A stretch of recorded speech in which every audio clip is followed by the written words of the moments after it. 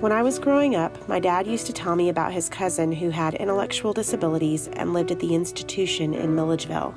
The family told stories about how Aunt George's boy could bend iron bars to escape the house at 10 years old.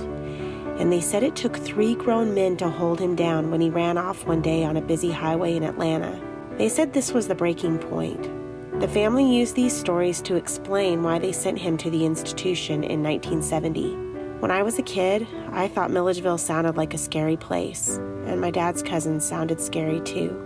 But these stories started to bother me and just didn't sound believable after I had my own son with Down syndrome in 2000. I wondered if my dad's cousin was anything like Andy, and I wondered if the family made up these superhuman stories about him when the real challenges in 1970 might have been the lack of support services available to them. He would have had no right to health care or an education, or most of the services Andy has received. When I moved back to Georgia, I connected with the Georgia Protection and Advocacy Office to try to find Keith in 2011. Through them, I learned that he was born in 1960 and sent to the institution in 1970, where he lived for about 35 years until he moved into a group home in 2004. He moved out of the institution after the landmark Supreme Court Olmstead decision ruled that if people could live outside of an institution, they should be given that opportunity.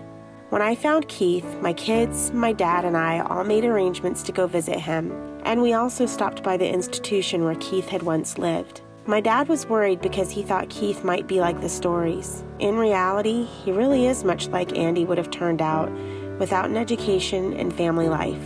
He's helpful and kind, but he didn't have meaningful family contact for over 40 years. He didn't go to school and can't read or write, and he goes to a day program instead of a job. I'm happy to share that since we connected with him, Keith has gone on vacations with us.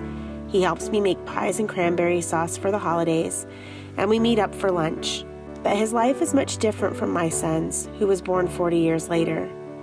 Andy has a similar level of intellectual disability and has always lived with his family and has gone to school with his neighborhood peers.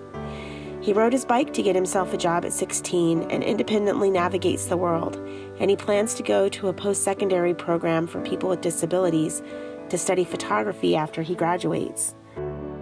The primary difference between these 2 men in our family born decades apart isn't their genetic disabilities, it's access to supports and services.